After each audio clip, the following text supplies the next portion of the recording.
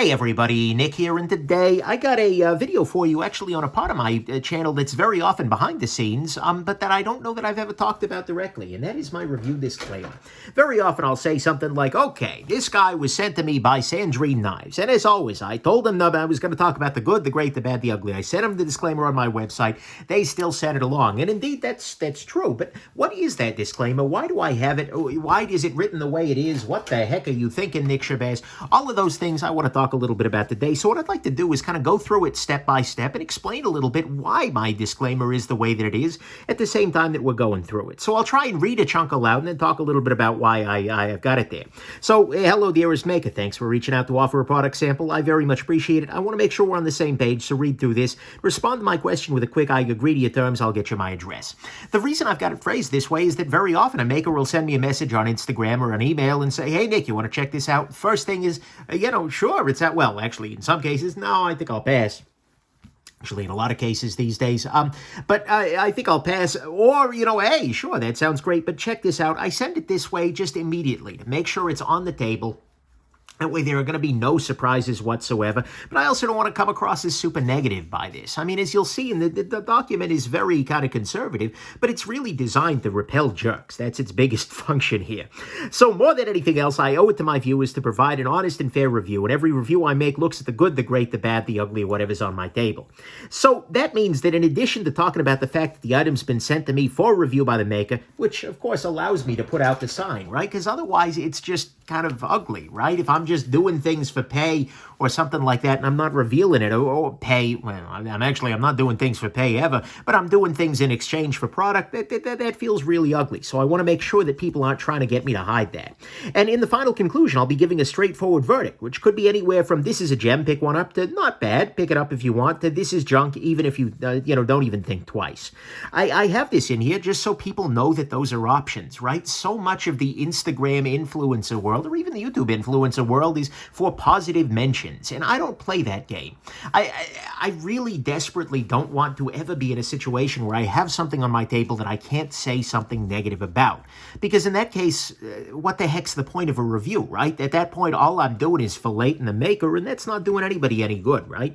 And so if you're looking for this to be a glowing advertisement in exchange for a freebie or a 5 positive Instagram posts and a positive video influence interaction, I'm afraid you're not your guy. Believe it or not, this is a thing. I have had makers contact me and say, okay, Nick, great. We would love to send you one of these guys, but in exchange, you agree to make at least 5 posts on social media featuring this product in a positive manner, as well as a positive final review. And it's like, what on earth are you smoking? No. And very often, look, I'm sympathetic. I'm sure this is what marketing kids are being taught coming out of college, but you get a brand new marketing person at the company and they suddenly start playing the influencer game, and it's just like, abso-freaking-lutely not. No, that's not the way that this works. And I have the luxury at this point. I've reached enough subscribers that I'm able to sort of go my own way, that I don't have to play the game. If they want me to make posts about their product in exchange, then I can just say, no, I'll actually work with a maker who's willing to have the review done on my terms, right? That's kind of an important thing. But this is super common these days, and it absolutely bothers me, because it's just like, A, I don't always have time to put something up on Instagram. B, I don't always like it enough to post it 5 different times. That gets super artificial really quickly. And if you suddenly see a product, by the way, and again, sometimes it just happens to be an exciting product that was just released, but if you see a product where the same group of people are posting it repeated times over and over again in a short period, there may be some influencer stuff at work there. But anyways, I want to make clear to them that that's not the game I play. I mean, sure, I'll talk about a product in exchange for getting a chance to look at the product, but yeah. So you'll get an honest and fair review, but no punches will be pulled. Even a positive review, you should buy this, will include discussion of any bad and ugly, so you need to be prepared for both sides. I have had makers, and I'm not going to go into details, I'm not going to name names here, but I've had makers who have gotten super bent out of shape about amazingly positive reviews. People who it's like, oh, come on, you didn't pay attention to the tolerances, you didn't pay attention to blah, blah, blah, blah, blah, blah, blah, blah, blah, and they get so bent out of shape when the end result is, wow, this is good, you should buy one. Where their egos, they have such thin skin that they cannot have me say anything. And these were things that were truly my opinion. And I'm not allowed to have those opinions in this person's mind. And so this is just trying to armor me against that. Somebody who just can't stand the idea of my finding something negative about their product really shouldn't be doing this. All of my criticism is intended to be constructive, and I hope that even where you disagree, there are other mitigating factors, it may be helpful for you to see how some folks react to the choices you make. The reason I have this in here is that, A, I'm trying to be constructive. This is something I've gotten better at as I spent more time reviewing, right? Initially, there was definitely a little bit of like, I was a little bit snarkier initially. Now I'm really trying my best. My goal here is to have, in my perfect world, everything would be a gem. I don't have any need for crap. Well, okay, maybe I have a need for crappy knives. It's Red Z Hunter, I'm talking to you. But I don't have any other, I don't want to give negative reviews necessarily. I'm doing my best to do this in a way that, the maker can read that and go, huh. At the very least, even if there are reasons why it had to be that way, like, oh, well, with this particular arrangement, you can't do this thing that would bother you. I want people to at least know why I'm thinking the things that I'm thinking and, keep that in mind. So, and the community reacting to the choices is sort of important there too, right? Because I've had on many occasions makers tell me, oh, well, it has to be that way because of X, Y, or Z. And the thing is, well, okay, can you fix X, Y, or Z? Because I think a lot of people are going to find, even though your hand was forced, that that's not a great thing. So I'm trying my best to be constructive, and I want to make sure that people are kind of viewing it in that light as best I can. Although it's my opinion, of course. So at the end of the day, that's how it comes in. In addition, there's a chance that even if I accept your offer and you send me an item, if I feel like I can't recommend it or it's going to be a bloodbath, I might just send it right back to you without a review. I have absolutely talked to makers who have sent me something that was fundamentally flawed, where any review I make of this was just going to be like, oh, no. And it happens. I try to be a little cautious, for instance, because every time that happens, I lose a lot of time, right? If nothing else, just in sending emails back and forth, in, postage, etc. Every time that happens, it hurts me. And, very often, the makers kind of know, but I've had, products where, for instance, it turned out to be, upon the product arrived broken, and I talked to the maker, they said, oh, no, that just happens. We don't consider that to be breakage. Like, okay, that's going to be a no. Or for instance, if I get two bad products from the same maker, or I had one recently where it was a wallet sort of situation that came with a tracking thing built in, but then I looked at the privacy policy of the tracking thing and oh my God, holy Orwell, it was bad. And so it was just like I said to the guy directly, hey, look, I could do a review of this, but you don't want me to do that review, and I don't want to do that review. I don't want to even... And so, at the end of the day, I think most people are very happy to just sort of have it be no, I'm gem hunting. I want to find the best. And in those cases, I'll very often... I'll read. I'm happy to briefly offer my reasoning, or to convert it into a stealth review, where it can either be a one-on-one discussion, or a private video, or write it up in exchange for a small fee for my time. This is another thing that I'll often do, especially for a new maker or something like that. If they send me something that's fundamentally flawed, and I believe that to be the case, especially for a brand new maker, I will very often just waive the fee and talk with them and say, well, look, this is a problem, this is a problem, this is a problem. All of these things add up to, or look, you've got this one big show-stopping problem. Because that's something that I want to do just as sort of a, I don't want to say, no, it's crap, and then send it back with no feedback, because that's kind of an ugly thing to do to somebody. But nonetheless, and especially if it's a big company, I will often ask for it, just because if you want me to spend, an hour filming something for you, damn it, that's an hour I could have spent filming something for my actual audience, right? But at this point, I'm trying to focus on gear which isn't substantially flawed, so sending the item is not a guarantee of review, and the review being filmed is not a guarantee of endorsement or positive recommendation, because I don't want people to think that, oh, well, this means that I would never get a bad review. No, absolutely not. I'm still, and there have been cases where it's been something where it is probably a bad review on the balance, but at the end of the day, there's enough good that I still want to talk about it, or I think it's illustrative in some way. And so I want to make sure that people know that, although I'm going to do my best not to air a bloodbath, I've got that option if it needs to be. So it's just, I'm trying to make sure we're clear on that. Also, unless it's personally helpful for me, or for fact-checking, or to coordinate release with your availability, I don't share videos or recommendations with makers before they go public. Under no circumstances will I submit videos or posts for you for approval, and if that's a desire, please don't send me product. The only time time that I have waived this in the history of my channel is actually when I filmed the Gerber factory tour. The reason I did that is because A, they invited me to their factory, and B, I know that there were parts of the factory that they didn't want filmed because there were competitive issues there. So in that case, for that video specifically, I said to them, you know, guys, I'd like to film this, but I don't want to reveal any part of your factory that you feel like would cause you major trouble. And so I'm going to send you the video for you to confirm, and partly because I don't want, you know, to suddenly have somebody realize that and then to, you know, oh God, pull the video down. That just sounds really complicated. So I gave it to them in that case, not for approval of content, but just on the limited scope of, I want to make sure that there's nothing in this video that you are not of your factory that you don't want people to be able to see.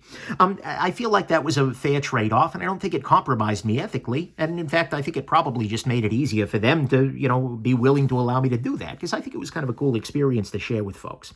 But nonetheless, I've had makers who definitely want to approve the post. Like, okay, these tend to be the same overbearing influencer marketing. Make sure you send me the post at least 10 days before the Kickstarter ends. And it's like, dude, no. A, no, B, no, and C, no. But nonetheless, a lot of folks want that, and generally if you want that, I don't want you. I don't want to deal with you because you're going to be expecting this to be a marketing interaction, when in reality this is a reviewing thing. I know that those things are very similar in a lot of ways, certainly for a good product it is, but I don't want to go there. I also don't play the whole you must make this many social media posts influencer game. Again, listen to me, social media marketing experts. I may post your product, I maybe not, depending on my life and the needs of my channel. This, again, just like I have a life, that's the thing. If my entire purpose, if my full existence was to be a social media influencer, to be a reviewer, then absolutely, I could promise you that I will make 3 posts, and I wouldn't want to, but I guess I could, because that's all I'm doing, right? It's sitting there, I'm filming a review, oh, it's 3 o'clock, I better put a post on Instagram of the new blah, blah, blah, blah, blah, blah. And then I can do that, but that's not something I can do. I need to be real, or my opinion, positive and negative, will mean nothing to the people that you're trying to reach. This is a sentence that a lot of folks have kind of brought up as being, oh, I guess I kind of get it now, right? But that's a thing. This may be completely ridiculous. I don't know how many people think of it that way, but the moment that people perceive me as being bought and paid for, and by the way, I'm not bought and paid for, but if people get that understanding, if I am acting in such a way that people look at me and go, oh yeah, he's on the take, then suddenly my credibility kind of goes away. And so if they are trying to make me do things that make me seem bought and paid for, it's directly counterproductive for them. And I feel like that's the case generally for a lot of the influencer marketing stuff that these, you know, these fresh marketing kids are being taught. It's like, this is a good way to kill the credibility. And the same thing with like the marketing blitz things. This is another thing that I've been getting a lot of requests to do lately and have been saying no to.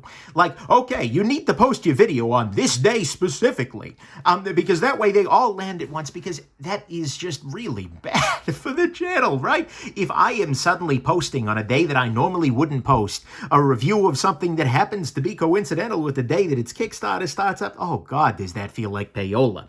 And so I'm really doing my best, although certainly there will be definitely times where I get something the same day a bunch of people do. That happens. But, you know, forced posting on this day to build a wave of influencer opinion, ugh, just makes me look bad, and frankly makes them look bad, because it makes it look like they're playing an ugly game. And of course, the comments section will belong to my viewers, for better or for worse, and although you're welcome to post as well, I won't censor it to your request. To be fair, I've never actually had a company or a maker wish for me to remove something from the from the comment section. Certainly, there have been I've had some makers say, oh my God, Nick, your commenters are intense. Like, yeah, I'm aware, thank you. But nonetheless, that's something I've always been a little bit reluctant to, because again, I don't want to be in a situation where I'm enforcing people's viewpoints in the comments based on some company's desire, because that's just, no, I can't do that. Regardless, if you or your company would feel, I just flipped over the paper because I did one side, because save the freaking planet. If you or your company would feel angry or lawyery, that's not a word, but it's a word now, at the thought of your product's dirty laundry being aired in a review, or at the idea of a non-recommendation, it's probably best we just skip the whole affair. Right here, this is really designed to chase away jerks. This is designed 100% to, if somebody is thinking to themselves, oh, he wouldn't recommend my product, I don't want you. And in fact, there have been people who've agreed, but they've grumped about it enough that it's like, no, actually, I'm done. We're out of here. Because if you are already getting a little grumpy at the thought of this process based on this part so far, I really desperately don't want to deal with you. I don't want to be involved. It's a simple fact. And so I do my best to prune people away from that list, because the thing is, so many of the great makers out there, frankly, almost every maker, not almost every, I would say 90% of makers I talk to read this and they go, yeah, I've got a great product, so you can say what you will about it and that's going to be fine. Or they look at it in terms of, yeah, talk about the good, the bad, I can learn from both. Or at the very least, people need to see both for people to believe you. But I don't want makers, I just don't want you to come out of this feeling sad or ripped off or angry, even if I don't love it as much as you think I would. And if you're not able to stomach an honest and potentially negative review without anger or threats, yep, that's happened. I'm not interested in working with you, and I hope you'll not bother taking this any further. Seriously, there are so many makers who, and the thing is, like, as a reviewer, I am sharing my opinion. That is, at the end of the day, the only thing that I have ever talked about on this channel.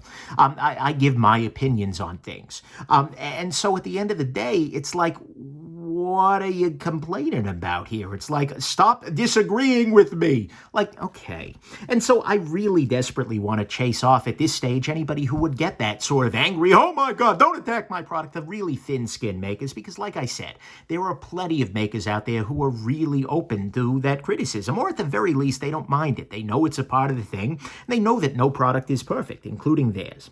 I know that most of this is to be expected, but I've dealt with some real jerks. Yep. To whom this wasn't common sense at all. And so that's the thing. Again, I really don't mean to set a poor tone by sending this, but being honest about the good, the great, the bad, the ugly is the only way to protect the integrity of my channel and make my positive reviews actually mean something. But know that I hope your product is excellent. I'll be able to strongly recommend it, and we'll both be very happy that I got to take a look. So this is just crucial to me because I don't want to do bad reviews. I've said this over and over again. My goal as a gem hunter is to find the very best of the very best. And so as a result, when a lot of folks send me things, I always love seeing offers, but very often, well, not very often, but there's a fair amount of the time that I'll turn it down because, I see this immediately here that's just going to make this a non-starter or something. I try to keep an open mind, and I usually put it as a conversation, It's not uncommon, especially, with like micro brand watches where it's like a dime a dozen. Like, okay, this sounds great, but how is your product different from these other ones? What makes your product something that's really interesting to my viewers? And I've had people convince me. I've had people take me just because Nick, you didn't notice this part. It's like, oh, that does make it different. That does make it interesting. But I really want to be able to give positive recommendations to things. I want to find great gear because it brings me more joy to do great gear. It brings me more joy to talk about that. And because if I don't, but even still, I need to talk about everything in order to maintain my integrity. In terms of timeline, it can take up to a month to carry, write the review and film. That's being conservative lately with the Rona, and I tend to film in advance. Yeah, that's a thing. I think I just dropped a video with the fiance recently. Anyways, I digress. She's the wife now. Right now, it could be a few months or more before your item's review would go live on the site. We can discuss a rush if you have a deadline or a launch date, but that would only apply to airing resulting videos, and I'll still need time. This is something that I very sparingly do, usually for a maker that I know to be worth a damn, where I'm not going to be looking at but if somebody's got something like, oh, we're just getting these out in time, and we'd love to, we can talk about that, but by and large, I need to have time to carry. I need to have time to use, and I don't want to be in a situation where I'm opening the box and then 10 minutes later I'm filming a full review. I'll do that for the watch world because there's not another way for me to have a $15,000 watch on the table without spending 15 grand that I don't have to spend. But especially in other parts of gear, I need to be able to use it to be able to say anything worth a damn about it. So that's on there. If we're on the same page, you agree that sending this product for review could result in the good, the great, the bad, and the ugly of your product being aired without your prior approval and any other strings attached, that's awesome. Please respond with, I agree to your terms. I'll get you my shipping information. Again, thanks. So this is my disclaimer. And like I said, the goal of this is to get everybody on the same page, and the goal of this is to repel jerks. And you know what? I think it's worked very well. Not only, and a lot of people are thinking, Nick, why would you even bother sending this? The fact is, I have a non-trivial number of makers who back away after I send this to them. And I don't blame them for it. At some level, if a maker contacts me and reaches out and says, hey, Nick, I want you to make a video about my thing. Very often that's code for, hey, do my marketing for me. And if that's what you're after, then sure, but I'm not the guy to do that. Similarly, oh, hey, if they're seething, thinking about, and very often the makers who I send this to, and then they turn me down, or usually they don't even say anything. They just kind of disappear on me. I never hear back from them. But usually the makers I send this to and they disagree, I tend to hear about harassing other reviewers down the road. So I feel like it's a tool that served me pretty well. It's pretty good at separating away the wheat from the chaff. The thing, though, I understand that it comes off as a little bit jerkish, is a little bit like, well, maybe it doesn't, but it comes off as very sort of like, well, my way or the highway. But at this point, I have the privilege of being able to kind of say that, right? At this point in time, it's very easy for me because my freaking box of knives to review is already over full. I mean, I've got plenty of gear around, and even if I just focused on the makers who I know to be excellent, the makers who have seen this, who have agreed with it, and who have thanked me for it. And, again, that's part of, you could read that as cynical and businesslike, but at the same time, I've got enough stuff to review just from them that I really don't need to deal with the jerks. And as a result, I end up kind of promoting, in a weird roundabout way, some of the folks with a little bit more integrity in the game. Of course, there are always going to be folks without integrity who still agree to the disclaimer, but it has that natural effect. So that's my disclaimer. That's why it's written the way that it is. And of course, it might change down the road, but for the moment, that's how it works. And I've been very happy with it. And I think, generally speaking, it might be revealing to people who are not familiar with exactly how I run things. When people say, oh, they sent it to you for free, so you would give a good, you can believe that. You can come up with that theory, but that's not the way it actually worked. Frankly, I'd have a whole lot more stuff on my table if that was the way, and frankly, I'd have a whole lot more money if that was the way that this worked. If I was willing to do pay for play, I'd be a far richer man. But anyways, this is how it rolls. Anyways, I don't know. Hopefully this is interesting to you. Like I said, you're always welcome to read it. If you go to the nickshabazz.com/disclaimer, you'll always find the latest version.